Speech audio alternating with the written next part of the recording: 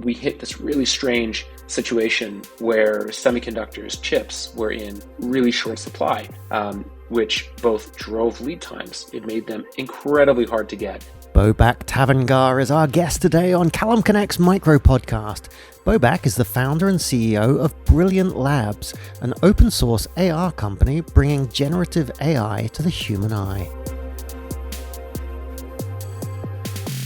The hurdle I faced as a leader came during the COVID-19 pandemic. We run a hardware company. Brilliant Labs, at its heart, is a hardware company. And all of a sudden, the pandemic hit. Our factories started shutting down, and our costs stayed pretty high.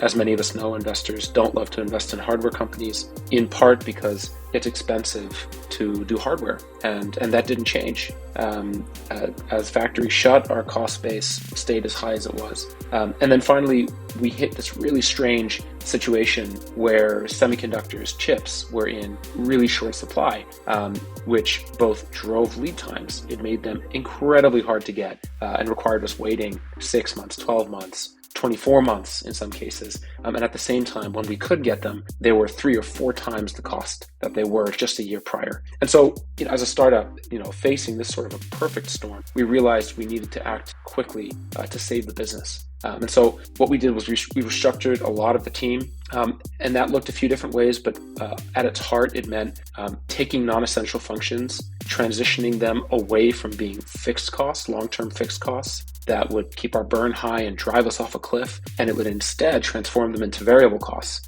that we could tune up and down as the business needed. The second was we partnered deeply with a few supply chain players, a few suppliers that made some of the key enabling technologies for augmented reality. And that spanned optics and electronics primarily. That allowed us to align the long-term interests of key partners to continue making forward progress on product development and mass production, and at the same time get access to critical supply of inputs, whether it was high precision injection molded optical components, displays, micro OLED displays, or electronics, a variety of different chips. And then finally, our team itself, despite collaborating primarily over Zoom during the pandemic, we learned to over-communicate, meaning that we learned to articulate things that when we were together in person were either abundantly apparent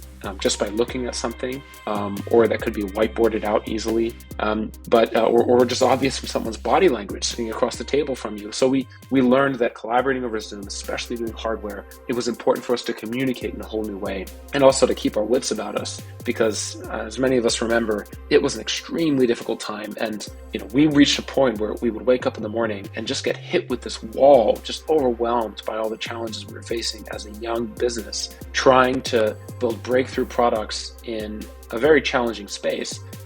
And we just realized that we got to take a deep breath. We got to kind of realize that this business is going to get built one step at a time. No mountain is hiked on day one, and we got to kind of take that approach with the business and have faith that everything's going to work out okay. And fortunately, it has. If you enjoyed this podcast and would like to find more inspiring information about entrepreneurs around the world doing incredible things, make your way to enterprisezone.cc.